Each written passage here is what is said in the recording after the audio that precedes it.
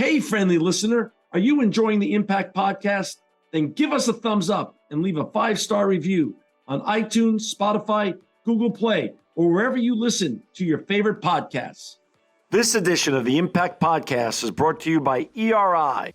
ERI has a mission to protect people, the planet, and your privacy, and is the largest fully integrated IT and electronics asset disposition provider and cybersecurity-focused hardware destruction company in the United States, and maybe even the world.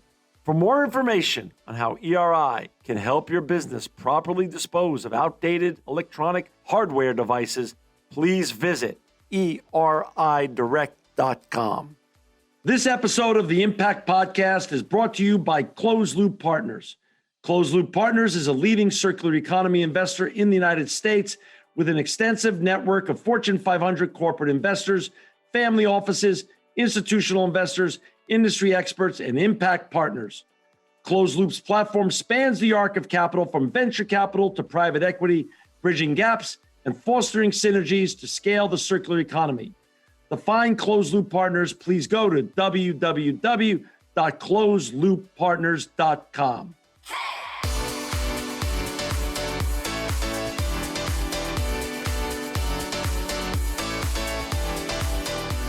Welcome to another edition of the Impact Podcast. I'm John Shigarian. Thank you very much for being with us today. We're so honored. This is our holiday edition of the Impact Podcast, and no greater person than to have Ryan Holiday himself, the author of Discipline is Destiny, his new book, which is already a New York Times bestseller. Ryan, welcome back to the Impact Podcast. Yeah, thank you for having me. Hey, Ryan, we had a great chat the first time, but this time we're going to be talking about your new book. And, we're going to do a very short podcast today because time is more precious than ever. And I'm going to start with one of the great rules that you laid out in the book, which I think you heard from Les Snead of the Rams. The main thing is to keep the main thing the main thing. Yes. Lay it out. Talk a little bit about that. And that's why we're doing a really short but sweet podcast today. Well, it's easy when you don't have much going on, right? To decide what to do and what not to do, because you don't have that many choices. But as you become successful, as you take on more things in your life, whether that's family or causes that you support, what happens is that you still have the same amount of time in the day. You'll have the same amount of energy, the same amount of ability to do stuff. And you have a lot of different things that you can do. And so obviously Les Snead's the GM of the Rams, but I heard this from a performance coach in baseball as well. He said, the major leagues, it's all about pitch discipline or swing discipline. What pitches do you swing at? Which ones do you think are going to get you where you want to go? And so, it becomes this difficult choice. I have here next to my desk, I have a picture of my kids, and then I have underneath it a sign actually that sports psychologist gave me, and it's a picture of Oliver Sacks. And behind him is just a large sign that was in his office that just says no, a reminder that we have to say no. What is the important thing? What are the things that only you can do? What are the things that really move the needle for you? And then you have to say no effectively to everything else. Like I shared, this book is already a New York Times bestseller. I've read it. I've loved it. I've already shared it with many others. And I've also, you were kind enough to sign some copies that we're going to be giving away to some of our listeners. What do you really hope, what's your main goal that you hope that your readers or listeners on Audible take away from your new great book? Yeah, I think it's important that we don't just see discipline as a means to an end. That, hey, if you eat well and exercise, you'll be in good shape. If you work hard, you'll succeed. But that also discipline is an end unto itself. It is a form of greatness in and of itself. Like sitting down and working hard on something isn't valuable only because it will get you to some point that you don't have to work hard, but that by concentrating and focusing and eliminating the inessential, by giving your absolute best to something, by learning as you do, all of the things that discipline brings out in you in that moment, which, by the way, is the only guaranteed thing, the outcome is never certain, right. That is greatness. And I want people to understand that, it doesn't all have to be professional sports or writing or something that makes you millions of dollars, but just, again, being disciplined and committed and in command of oneself is impressive and great by itself. The Stoics are saying that, look, to be in a position of leadership, you have to deserve it by being first in command of yourself. And that's really what the book is about being in command of yourself so that you are eligible and, likely to be a good leader, but also because if you're not in charge of yourself, who is? Right. So when we look back to the greats like Vince Lombardi, and one of his great quotes was, "Chance favors the prepared mind." Again, it's not determinative, but it's predictive in terms of discipline. Yeah, it's determinative, but it also is guaranteed in the sense that doing those things are good unto themselves, right? So again, you're not eating well so you look good 6 months from now. You're eating well so you feel well now. Right. And what I'm really trying to say, what the book is built around, and I think this was true 2,000 years ago, but it's definitely true now, is that, look, no one is really telling you what you can and can't do. You can do anything you want. So in light of that freedom, we have the opportunity, some would say the obligation, to set our own boundaries and rules and limitations about what we do and don't do. Because if we just do everything that we want whenever we want it, we think we're getting a great life. We're actually getting a terrible life. Got it. So Phil Knight, of course, I would assume is probably one of your followers. You've got millions of followers now. So if a modern day Phil Knight wouldn't just come out with "just do it," he would also come out with a line of clothing that would say "just don't do it." His new advertising. Yeah. Well, the epigraph from the book is a quote from Epictetus, the Stoic philosopher, who was asked to sort of summarize Stoic philosophy as a whole. And he said, it's 2 words: persist and resist. Some things you should do and you have to keep doing them, and other things you have to stop doing. And that's kind of the tension, right? And I think what's so interesting even about self-discipline is it can be taken too far and become a vice, right? And so the other way the Stoics sort of render this virtue was temperance or moderation, right? And so when we think about discipline, we don't just mean, always doing the hard things, but we're also talking about rest and recovery. We're not talking about pushing yourself harder and harder and harder, but also, are you pushing towards the right thing? And just understanding that at the core, it comes down to this very important idea of balance. Brian, one thing I loved about your book, that I love about all your books, frankly, is all the storytelling that you do in it, with historical figures and modern day figures. If you were to pick a favorite story out of this book, what would be your favorite story? I know I have one, but what would be yours? Well, I'm very curious to hear what yours is. But as I was building the book, I didn't just want to talk about physical discipline, because although that's easy and it's certainly something that we need the most help with, I wanted to talk about the other domains of discipline. So the first character is Lou Gehrig, who I talk about as the greatest streak in baseball. But then the next big character I talk about is Queen Elizabeth II, who died shortly after the book went to the printers. But you look at someone like Lou Gehrig, who plays 2,100 games in a row. Queen Elizabeth was on the job every day for 70 years, and it wasn't so much a physical job, although she spent lots of hours shaking hands and standing at attention and doing all these things, lots of travel and all that. But you think of the restraint inherent in that position, not giving your opinion, not getting involved in politics, right? Not, even though you have unlimited wealth and unlimited access, not having affairs, right? Not spending more than you have. She was the picture of temperance or moderation, and mostly in the emotional and verbal sense of that idea. And I found her to be a fascinating and inspiring character that I wanted to spend a good chunk of the book writing about. And how you bookended that, one of the stories, one of the many great stories that you related her to and depicted was how she sat alone at her husband's funeral, as compared to governors of maybe the fair state that I'm sitting in today and that you were born in, who was living it up at the French Laundry during the pandemic and asking the public to do one thing and living a different life himself. She basically walked the walk, but talked the talk and did it the right way. Yeah, I mean, you contrast that even with Boris Johnson, who was having parties at the prime minister's house, and she could have and would have been granted any exceptions or exemptions from the rules that she could have asked for. And we can reflect on whether it was actually necessary at that point and how tragic it was, that COVID even happened. All of that is secondary to the fact that she felt that as a position, as a person in a position of power and influence, as the head of this thing, that in fact the rules applied to her the strictest. And I think the lesson there for all leaders, a military officer told me this.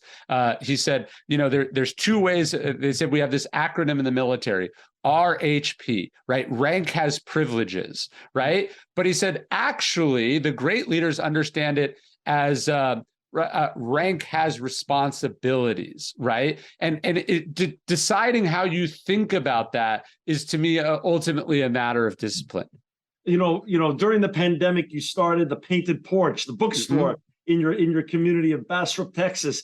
If any one person would walk into your bookstore today and ask the clerk behind the counter, I'd like to see Ryan because I'd like to meet him and have dinner with him tonight. What person who you haven't met before would you be really stoked when your clerk came up to your office? A living person? A living person, right now. I mean, I'd love to have dinner with General James Mattis, who I think is a sort of a modern Stoic and an all-around fascinating person who's had a fascinating life. So yeah, if he came in, I would hurry downstairs and not pretend to be busy as I often do. Ryan, one thing that I love what you do, Martin Luther King is a hero of mine. You have him all throughout your book. One of his great quotes is over the front door of our offices here for 18 years. Everyone can be great because everyone can serve. But you also are very balanced in your approach to the heroes and our inspirational figures like Martin Luther King, and also, you create this hero versus Nero in almost everybody. Yeah. And how do you reconcile the paradox that all human beings truly are when they do great things and inspire us to continue doing great things? JFK, MLK, and Winston Churchill, but also they have a little bit of Nero in them, and some of them, the little bit of Nero sometimes unravels them, and sometimes they actually overcome that. Yeah, that's a great question. I mean, King himself talked about this. He said that inside all of us is a civil war. He said there's the north of our soul and the south of our soul. And I think perhaps the reason that he was able to empathize and not write anyone off as being totally this or totally that was he understood that even in himself, he was complicated. Lincoln does this also. He says, we're just what they would be in our position, or we are just what they would be in our position. Realizing that, people are complicated. People are a product of their environment. People are not fully good or bad. And so I do try to celebrate what's great in people. But I think one of the problems, if you only celebrate what's great in people, is that you make it sound like they're saints, that they're perfect, that they came out of the womb better than you and I did. And that's why we're not capable of doing the kinds of things that you're doing. And realizing that these are very flawed human beings, but that also, it was through self-discipline or courage or justice or wisdom, the virtues I'm talking about in this series, that they made themselves into the person we now admire. And this goes all the way back to Aristotle. He says, look, if you want to be more generous, If you want to be a generous person, start doing generous things. If you want to be a disciplined person, start acting with discipline. That it's not this magical state that you arrive in. It's a thing that you do. You're a product of these actions. And I think if you look at someone like Martin Luther King, did he have flaws? Did he make mistakes? Did he do some things that were shameful and embarrassing? Yes. But if you're looking at the totality of his actions, he does a vast majority of the time does the right thing, sometimes does the wrong thing. And I think if that's the ratio that we aspire to, we're going to get closer to those kind of heights and further away from the lows or the south inside all of us.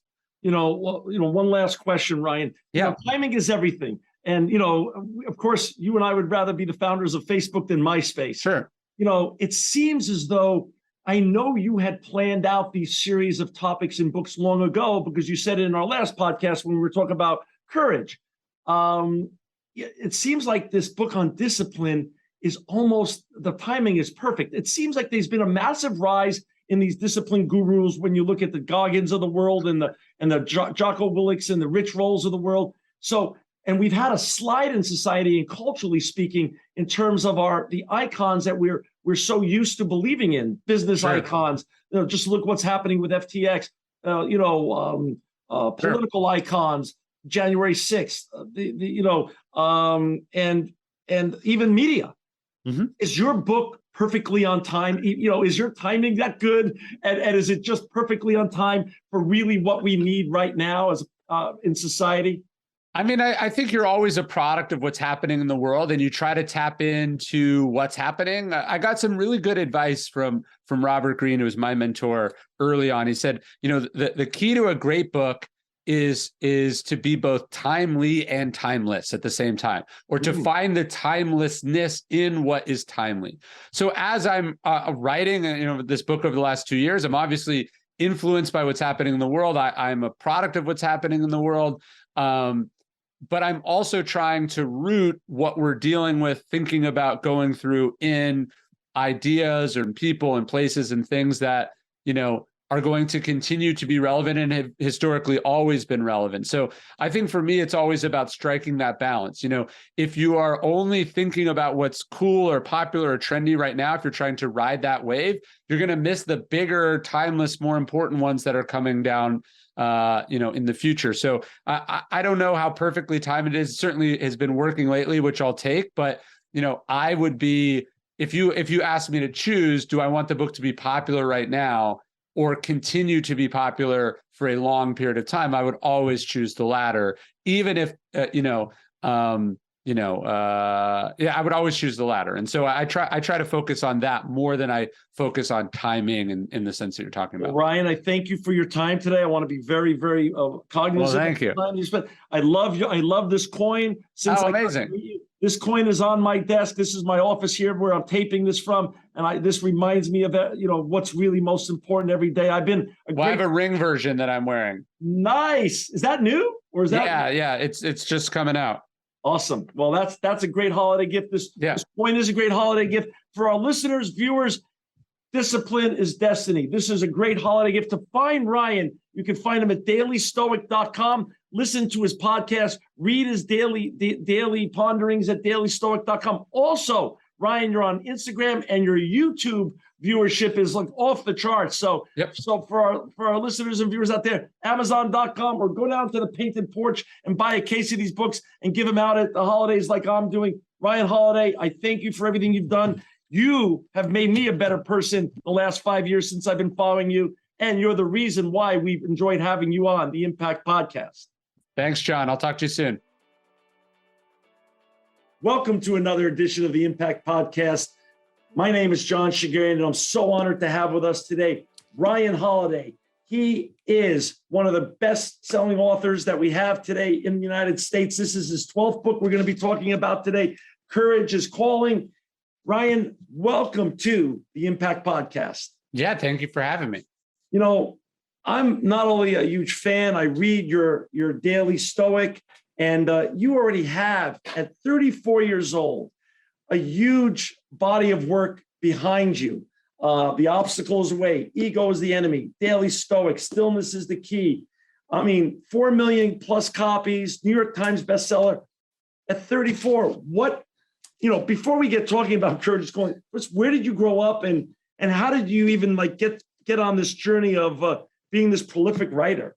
Well, I grew up in beautiful Sacramento, California, not a child of writers or really anyone involved in anything sort of like this. My dad was a police officer. My mom was a school principal. Sort of ordinary civil servant kind of a family. And I fell in love with books. I knew I wanted to do something around books. I wasn't sure if I could be a writer. I just knew that I loved reading and I wanted to do something very different than how my parents' lives were. I didn't want to go to an office. I didn't want to have a job, and ended up here through a variety of strange twists and turns. But I wrote my first book when I was 24, I think. So, I do have a body of work behind me, but I also got started earlier than most. So it's somewhat unfair advantage. Right. But what informed you? What made you such a bibliophile growing up, and what books informed you to say this is maybe a path I'm interested in taking? Yeah, I really loved books and I loved reading, but I didn't really get turned on into the kinds of books that I like now until much later, probably 18 or 19 years old. I just was a prolific reader of anything. I'd read the Hardy Boys books, and then my sister would have Nancy Drew, and I'd read that too. I would read literally anything that was between two covers. So I think I started just loving the printed word. I loved the experience of reading.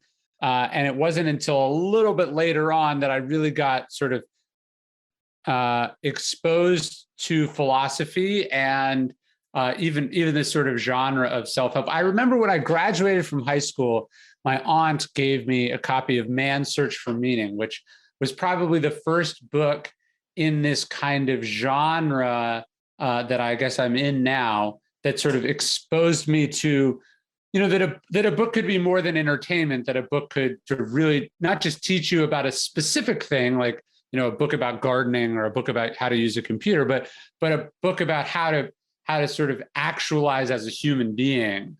That was probably the book that sort of opened my eyes the most, or at least at first. And you wrote your first book when you were how old? 24. I wrote an expose of the marketing industry, which I had been in for several years after college. And I started writing when I was 24. I think it came out right after I turned 25. Got it. And so you have all these books behind you. You're a New York Times best-selling author, and you're also seen as one of the top philosophers out there right now.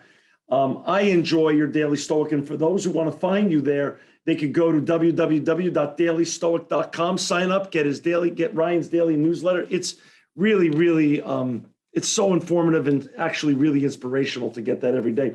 But what prompted you then to now go into this, what is going to be, I believe, your, the series that you're going to be writing, the 4 cardinal virtues? You started with courage is calling. What then prompted you to take on these 4 virtues now and start with courage? So my first book of philosophy was this book I wrote called The Obstacle is the Way, which I didn't really have much in the way of plans for. I thought, I wanted to talk about this sort of very specific way of thinking about Stoic philosophy aimed at a very specific thing, which is sort of the obstacles that life rolls in our path. And it was my sort of first, I might say, my breakthrough book. And I followed it shortly thereafter with another book, which I had been thinking about before Obstacle came out, but ended up becoming more of a sequel to Obstacle than I had intended, or at least that I had planned for. So one book became 2 books, and then the third book in that trilogy, which came out in 2019, was called Stillness is the Key. So I sort of backed in unintentionally to this 3-book series, although none of it was planned as far as what follows each book. So there's sort of 3 independent but related books. And so as I was thinking about what I wanted to do next, I was thinking about doing a book on courage. I was interested in the topic. And then, the fact that courage is the first of the 4 cardinal virtues really excited me, not just because that goes to the core of what Stoic philosophy is about, but I liked the challenge of having to try to do a series. And so obviously philosophically very interested in the sort of the idea of courage and its relation to the other virtues. As a writer, I was also excited by the challenge of tackling something as complex as a 4-book series. So when you were going into this, you took on courage first because you believe it's central to the Stoic virtues, or? Well, so the cardinal virtues are the cardinal virtues of both Stoicism and Christianity. Okay. That go sort of way back thousands of years. Courage, temperance, justice, wisdom. These are the sort of the cardinal comes from the Latin cardos, which just means hinge. Okay. So these are sort of pivotal virtues. Okay. So I've written about them many times before. I just had never written a book about them. Right. And so, could you do one book on all 4 virtues, like a 4-part book on all 4 virtues, or would you decide to tackle it as 4 distinct books? I was excited about doing that. And then I started with courage. One, it tends to be what is listed first. Like when you list them, we move the order around, but typically courage comes first. I think it's the most essential of all the virtues, in that you cannot have temperance or justice or wisdom without courage. You really can't have any of the virtues without each other. But I think courage is sort of the buy-in on all of the virtues. So it just felt like the right place to start. A lot of this stuff is kind of an intuition, right? Like when someone says, "Oh, why'd you decide to write a book about this?" Or why you just sort of learn as an artist to trust what is interesting to you, what you're thinking about, what you can't not think about. That's really what it is. I mean, honestly, my first book came from the fact that I kept talking about it, and I finally thought, I'm just going to write a book about this, and then I won't have to talk about it anymore, which is never really how it works. But you're just motivated by this itch that you can't seem to not scratch. When you decided you were going to do this series, before you started writing a word on courage, did you already have in your mind which book you thought you haven't done them all yet, it was going to be the more difficult challenge to write? Certainly. I mean, I thought courage would probably be the easiest. Like courage is right down the middle as far as what it is, how you illustrate it, and why people care about it, right? Like there's no society on earth, past or present, that does not hold up courage as an admirable thing, right? There's no society, the ancient culture of X that celebrated its cowards, right? Like that doesn't exist. So courage felt the most red meat of all of them.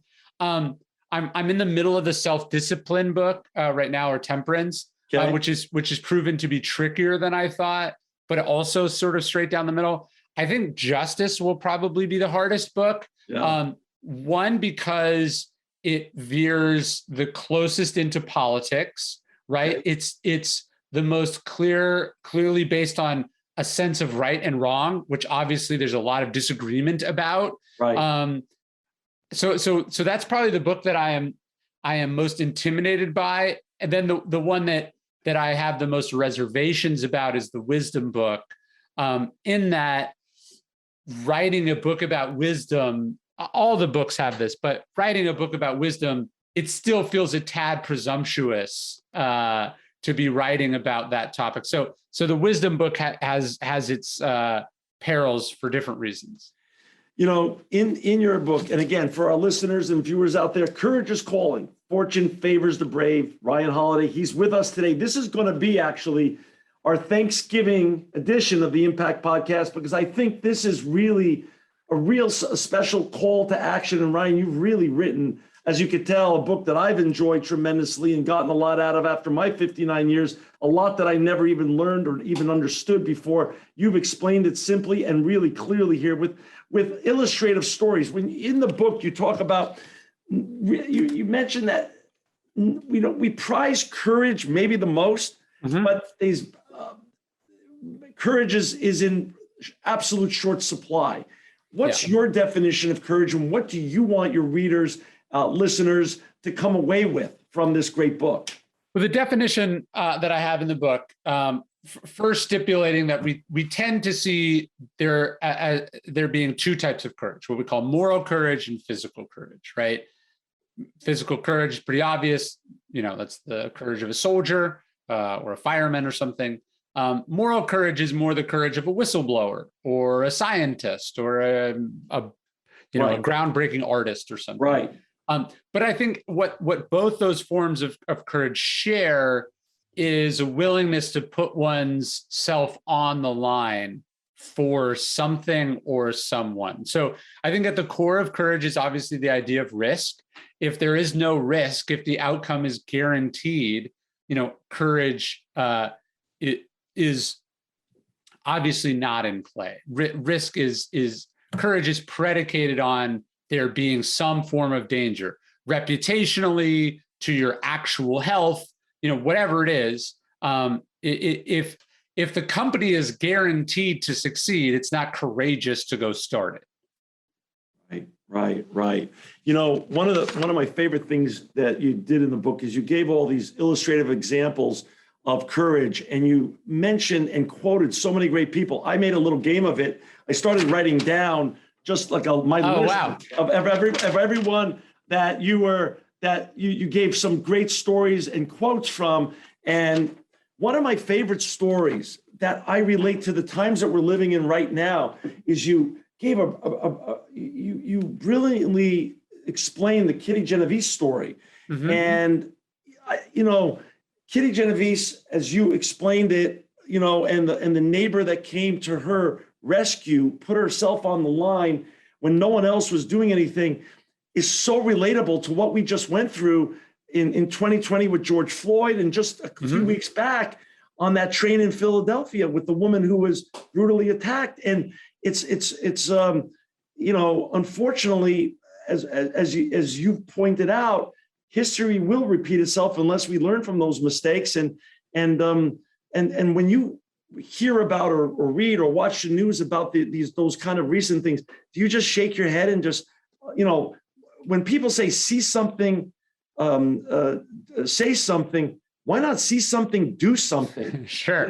Right. Well, I think as it pertains to that expression, the idea of saying something is doing something. Right. But, I think it's interesting when you look at the Kitty Genovese story, it is this sort of shameful story that we've told ourselves about, the indifference of neighbors, particularly in like the sort of the modern city, which it was in some ways. And then in other ways, she was held by a neighbor as she died, a neighbor who she knew quite well, who had left her apartment and her small child inside to go answer these screams, and finds, her dying sort of neighbor there, and then asks for zero credit or recognition for this, this sort of this experience, even as she is implicated, for a generation as being part of, this horrible tale of indifference to and inhumanity. I don't know. I don't know why that happens. I mean, you think about the girl who won the Pulitzer Prize for taking the video of George Floyd. I mean, it wasn't just that she took the video. I mean, she stood there filming the police, who may, clearly were not wonderful human beings, or they wouldn't have been in the middle of murdering this man. It's more, as you said, it's more than just sort of seeing something, but doing something about it, trying to take some active step towards solving a problem. I think what's interesting about the George Floyd thing is you have, the woman filming it who obviously sees something wrong, but you have the two other officers just standing there or kneeling there as their boss does this horrible thing right in front of them. There's a line from Marcus Aurelius where he says, you can commit injustice by doing nothing also. And it's, of course, easy to say, this isn't my problem, this isn't my fight, this isn't up to me, I don't care about this, but you are complicit in the outcome of what happens. And what makes it worse to me is in that situation, and the recent Philadelphia train attack situation, is back in the Kitty Genovese days, people could have said, well, I didn't hear her, I wasn't at home that night. This is now a world of, we're all become sort of democratized reporting, and now people have cell phones. And so the fact we know people were there and people were watching, they were filming it. And so that to me even compounds the complicity, like you said, of inaction. Yeah, I think that's right, and maybe that should remind you that, like, hey, people are always watching, and that one ought to go through the world acting as if someone is watching. So you mentioned the Daily Stoic email. The email today that we sent out to the list. Obviously, I write them in advance, but the point of today's email was talking about how, your children and your grandchildren are going to ask you about what you did and what the pandemic was like, right? And so just in the same way that, I asked my grandfather about D-Day, and I asked, my grandmother about the Depression, they're going to ask you about this historical event, right? And what are you going to be able to say? Are you going to say, well, I posted a lot of misinformation on Facebook about it, right? Or are you going to say, like, hey, I volunteered in a vaccine clinic, or, we did X, Y, or Z. We kept you guys home. We did, blah. What are you going to be able to say?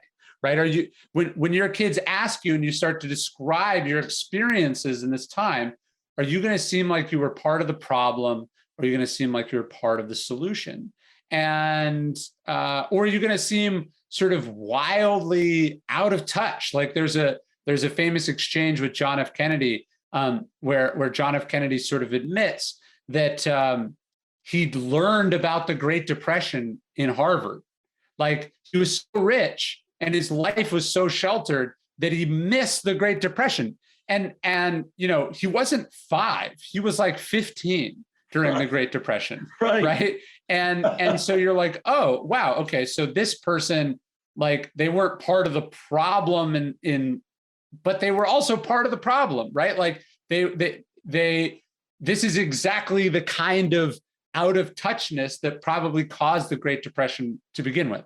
And so as we kind of think about how history is going to judge us, both like the larger scale of history, but just also your future self, what are you going to think about yourself in 10 years, right?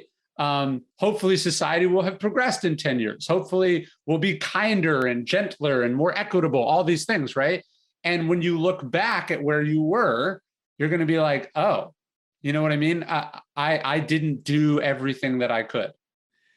You talk about in the book, you give some great examples. And of course, you mention one of my heroes, Pat Tillman, and how we're all going to be called different times in our lives.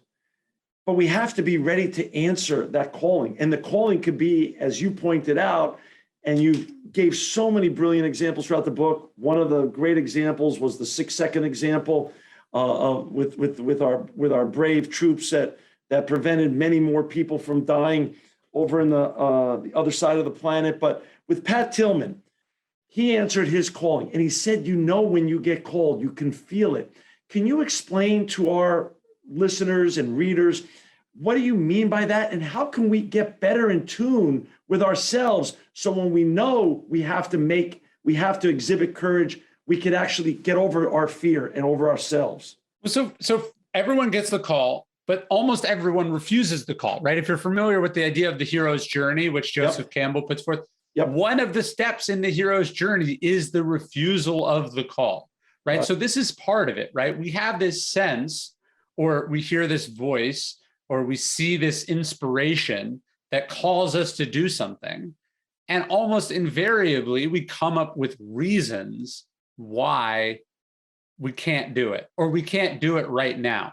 Stephen Pressfield calls this the resistance, right? We don't say, I'm never going to do it. We say, I'll start tomorrow, right? So I think understanding that this sort of tension, like if it was obvious, everyone would do it, right? That it's not obvious, it's hard, and we wrestle with it. for me, when I dropped out of college to become a writer, when I decided to go from writing books or writing marketing books to philosophy books, these were not easy or obvious decisions. I went back and forth about them. I had a lot of doubts about them. But you sort of have to go towards that scarier thing, right? So the call is there.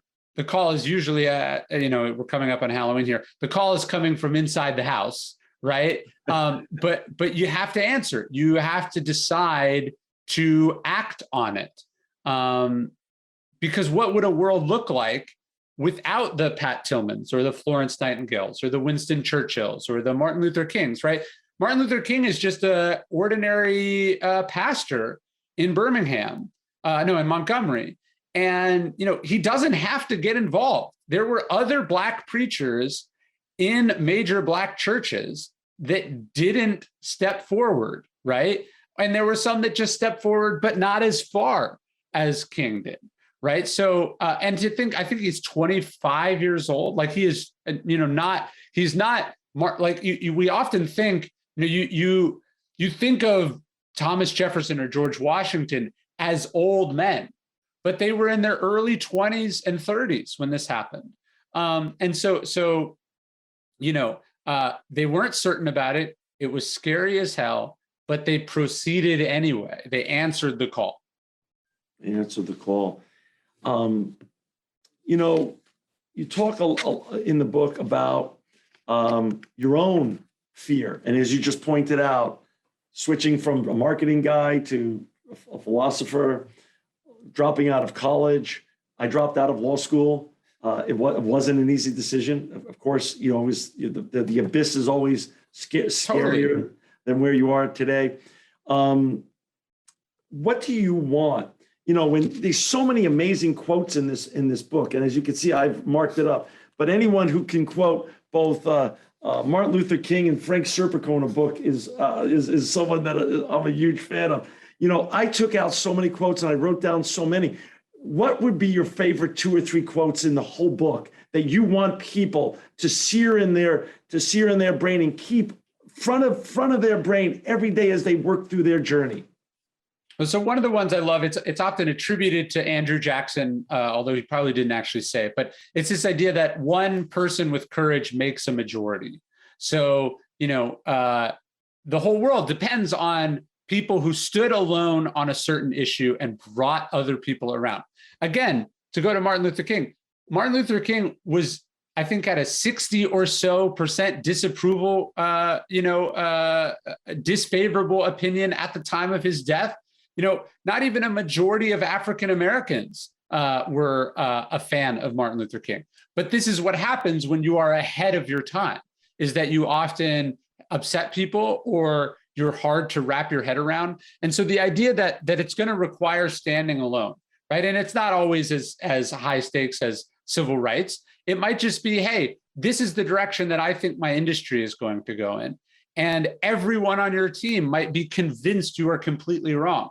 And that may be why you have to break out on your own, or why you have to put in more of your own money on it, or whatever it is. But the point is being okay standing alone, having the courage to do that, and the perseverance to understand that this is how change happens from a person who takes a position and convinces other people to come along with them.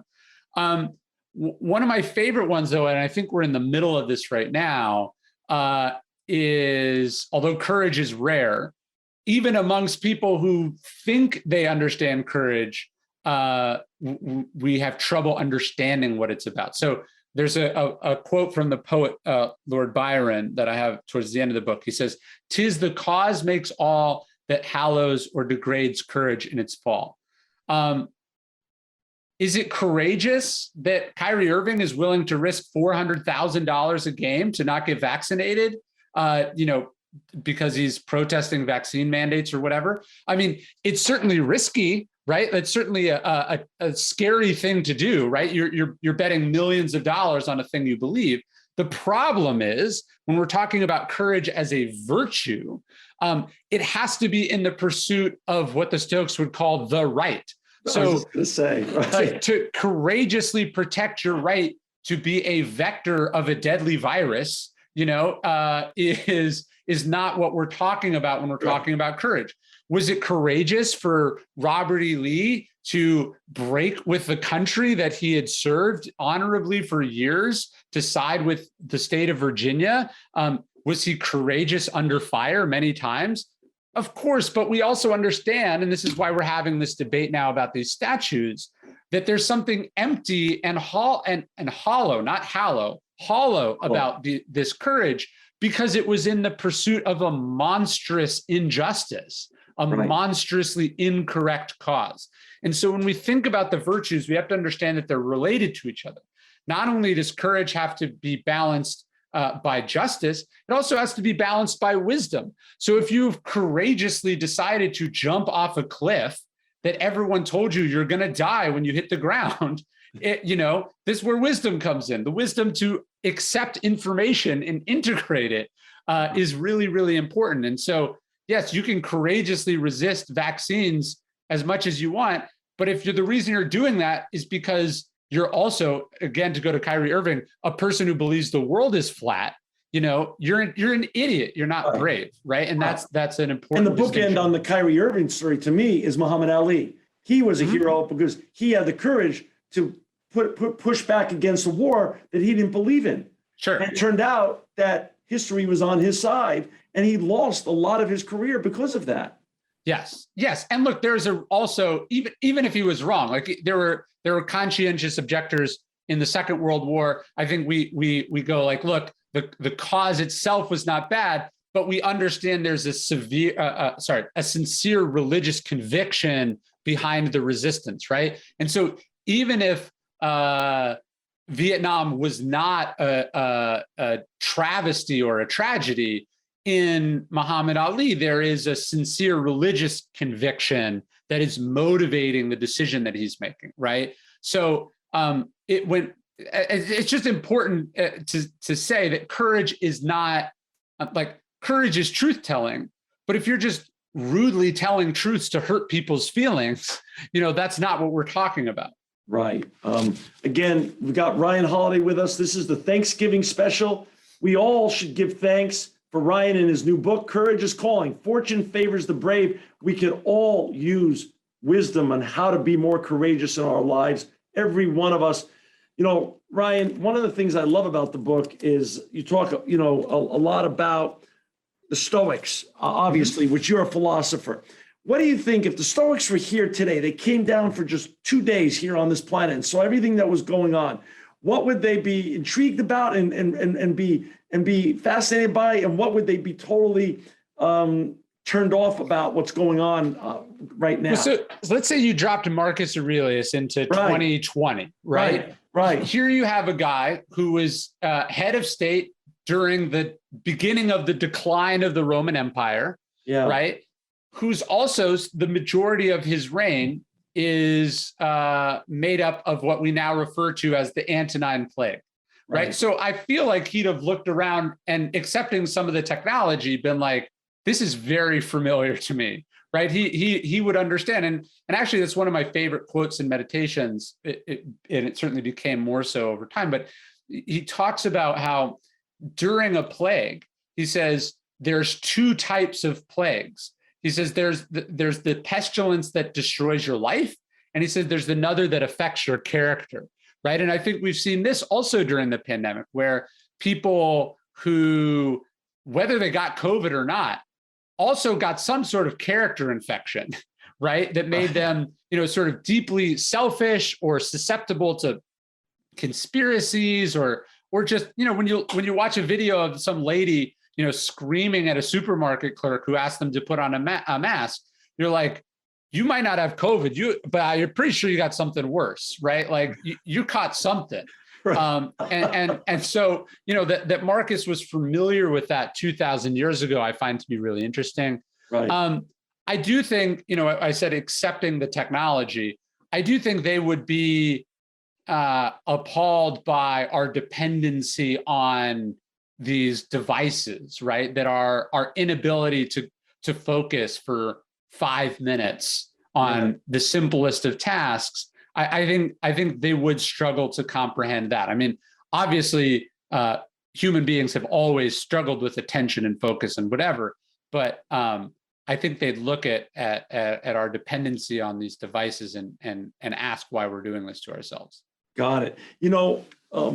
One of the things I loved about your journey, and you're only 34, which, my two children are above me here in this, and this was up on my walls for years before this pandemic ever hit, but it turned out to be a nice background for all my Zoom calls. Yeah. My daughter's 34 and she's a lawyer and I'm so proud of her. But I mean, she's 35 and I'm thinking, oh my gosh, at such a young age, you've done so much. And now during the pandemic, you are called again. When all of retail shut down, or virtually all of retail, you decide to go counter to the absolute trends that are existing in 2020, which was literally a silence that I've never seen in my 59 years in the United States and around the world.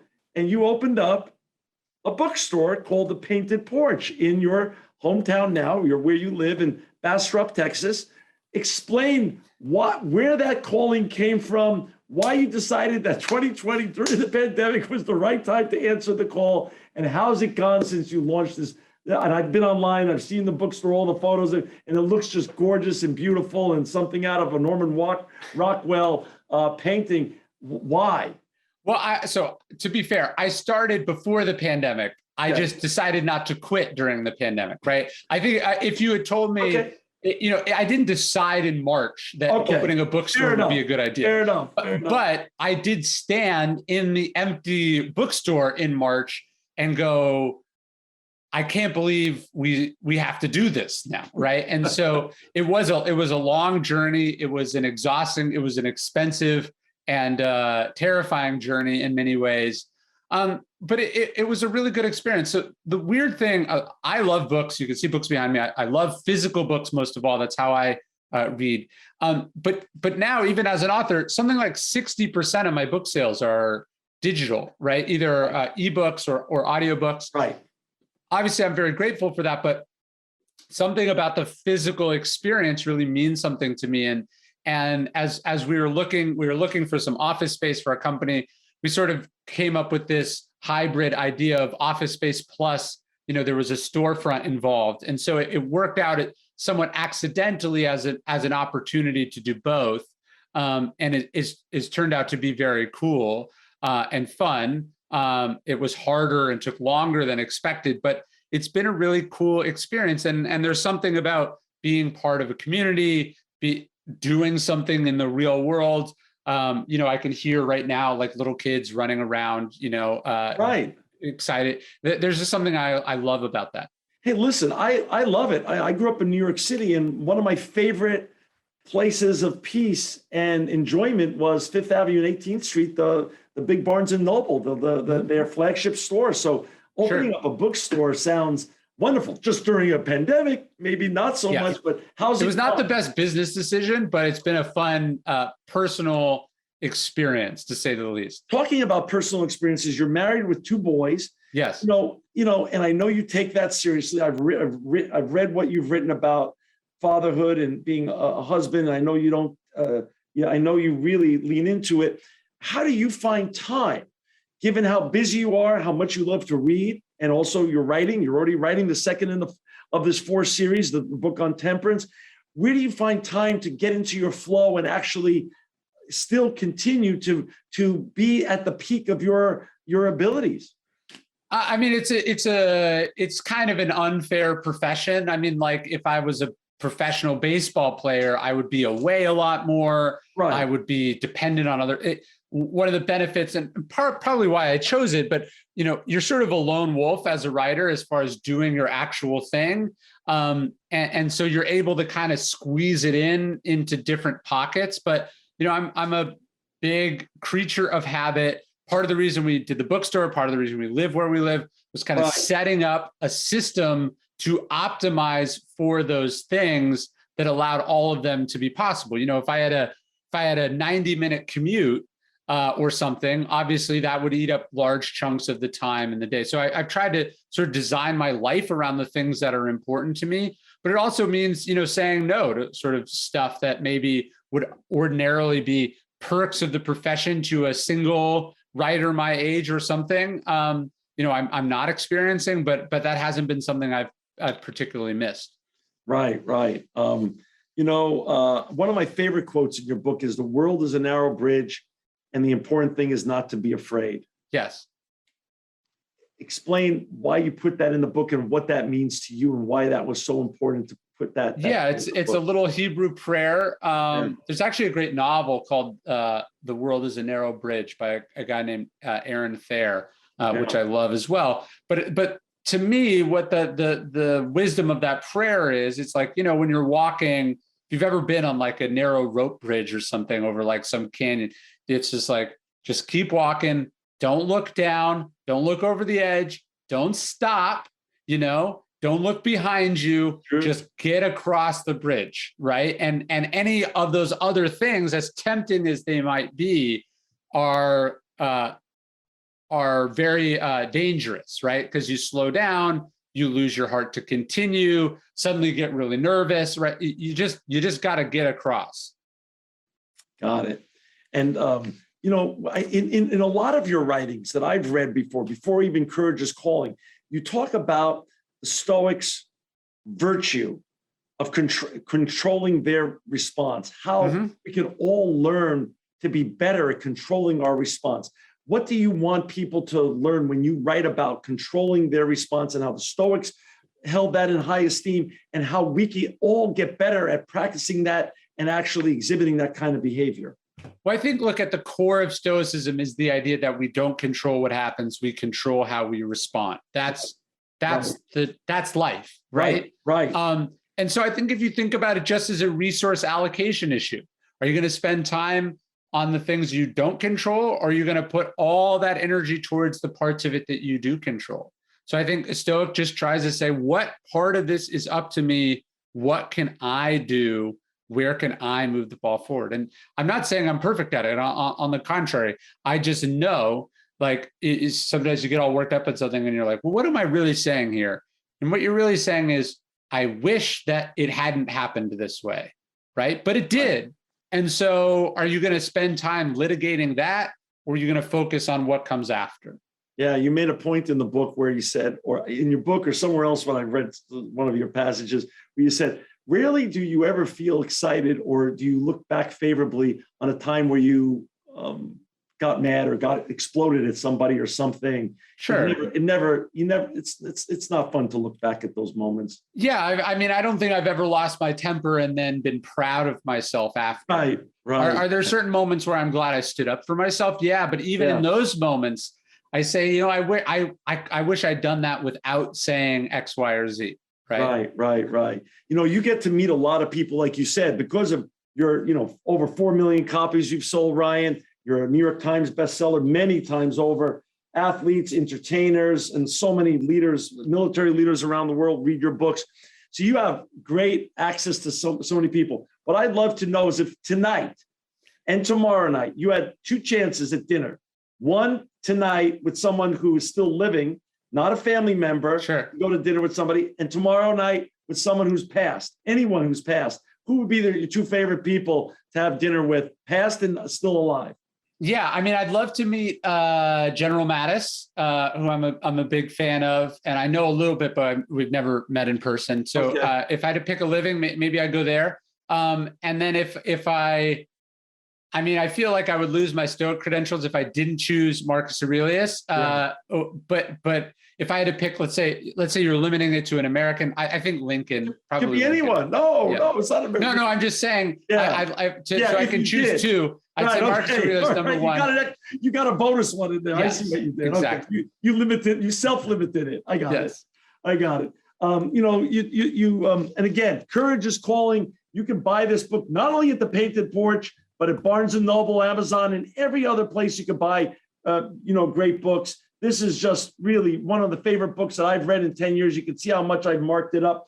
You talked about David Brooks in the book. You talked about the second mountain. Can you share a little bit about what you mean about this, Brooks, what Brooks meant by the second mountain?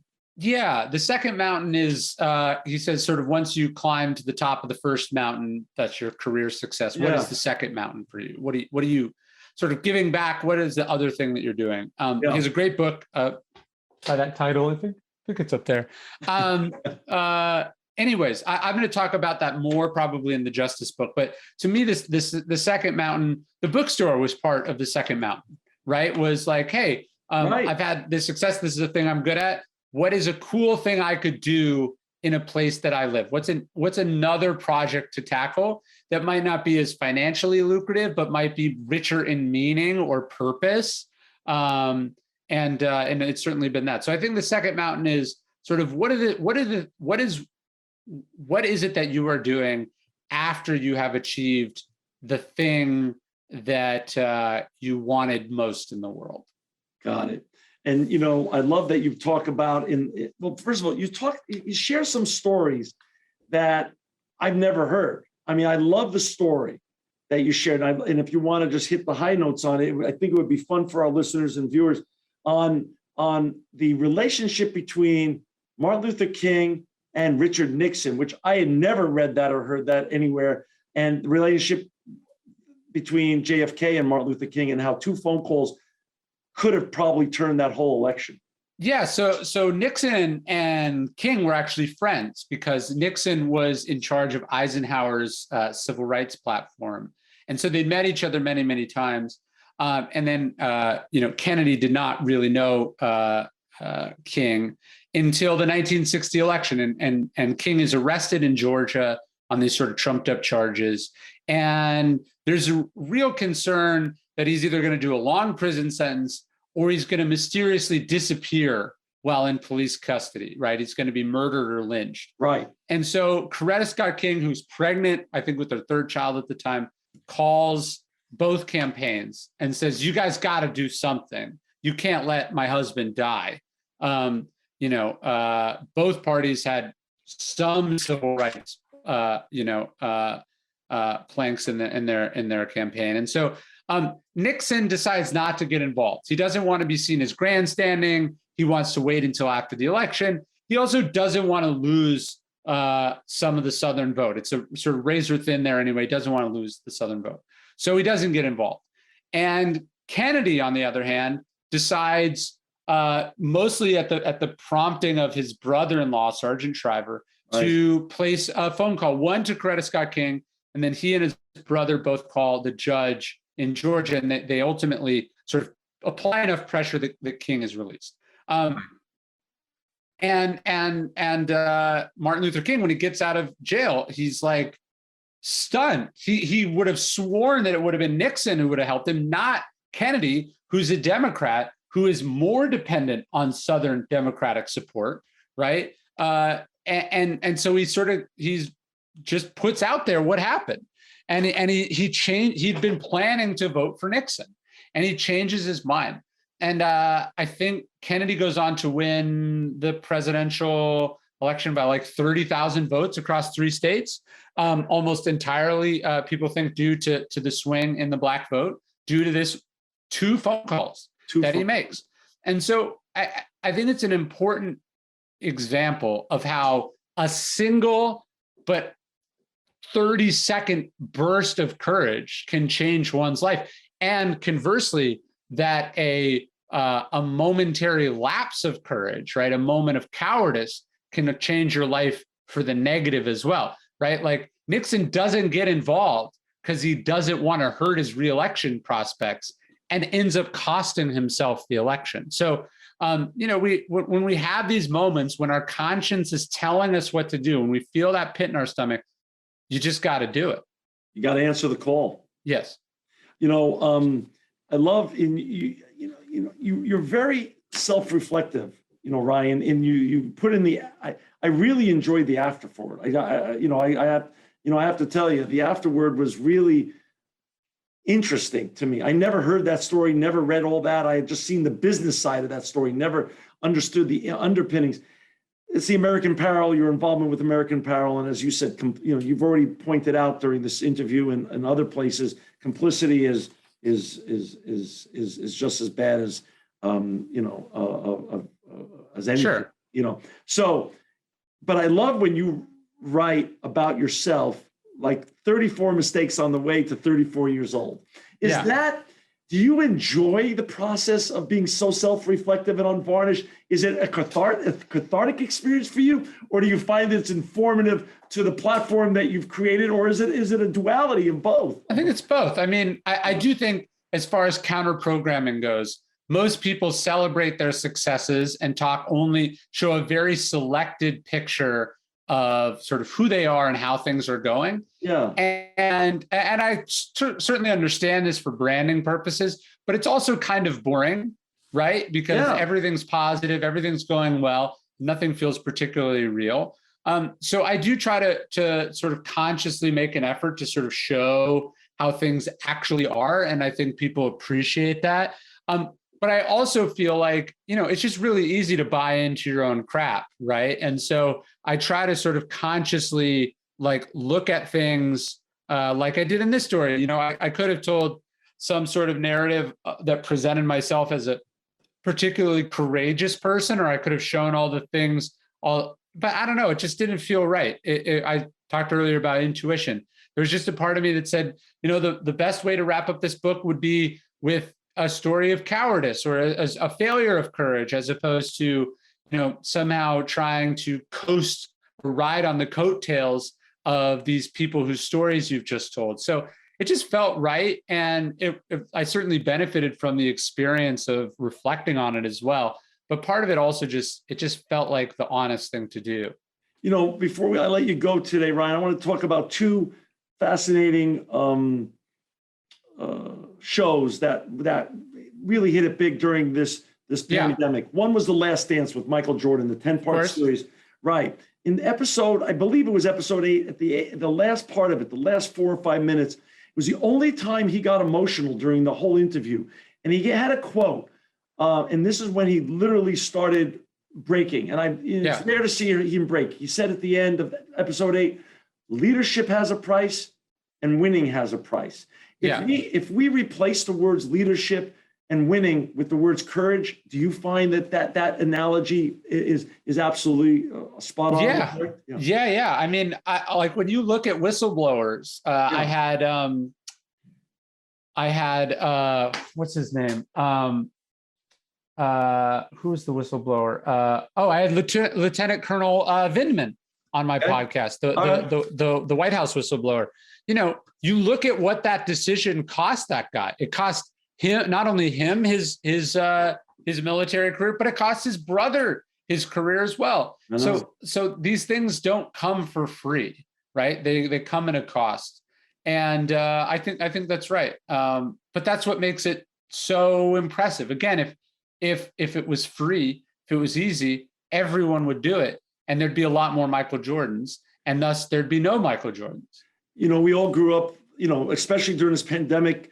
Moderna became one of the great brands now that we all know about, because they had a breakthrough technology with Pfizer to come up with the great vaccination. But we all look back then to Jonas Salk, and you mentioned Jonas Salk in the book. And now I always knew him for, of course, creating, the polio vaccine. I never knew until I read your book that he didn't patent it, and he didn't, again, personally take advantage of that great breakthrough.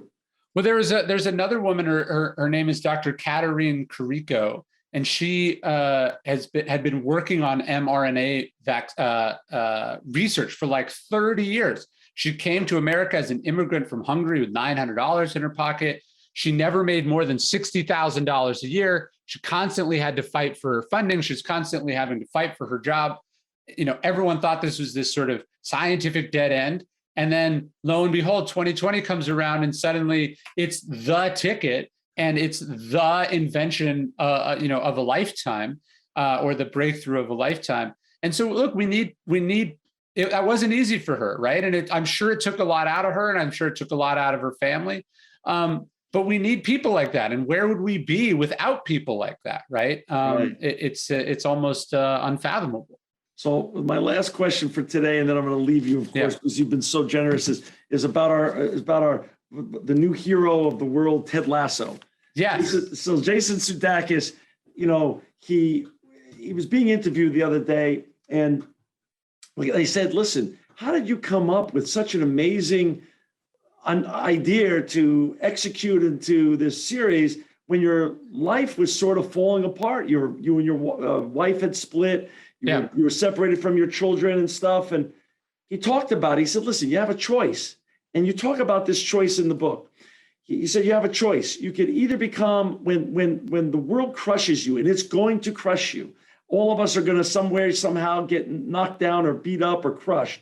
He goes, you can become a pile of 206 bones, or you can, and broken bones, which means, he goes, it's all your bones are broken. If we all have 206 bones, he goes, that means you're a pile of 400 plus bones, or you can put yourself back together, get up and move forward every day. And if you do it right, the bones have come together and healed even stronger than when you started. And you talked about the Japanese art called kintsugi, I think. It's KINTSUGI. Can you talk a little bit about how all of us in some way, shape, or form are broken, and how we can either decide that, death is the option, or we're going to come back stronger and smarter? So what I love about Ted Lasso as a show, and I sort of talk about this a little bit in the book, is I love just earnestness, right? It's like a positive show. He actually sincerely tries to be a decent human being instead of this sort of action hero or anti-hero or whatever you want. And I love that. I think hope is probably the most courageous thing that there is, or just earnestly trying is, one of the most courageous things you can do in this life. So I love that. The art form you're talking about, it's a Japanese form of art where, let's say, a piece of pottery breaks. Instead of gluing it back together, they attach it either via gold or silver. So the thing becomes not just more valuable as a result, but it becomes more beautiful as a result. It's a fascinating form of art. And I think it's a good metaphor for the human experience, right? You can break and become stronger as you heal in the broken places, or you can become weaker and more vulnerable in those places, but that's your choice, right? And I think, look, the last year has been really hard. The last year and a half has been really hard. Some of us are going to emerge from this better, and some of us are going to emerge from this broken shells of a human being.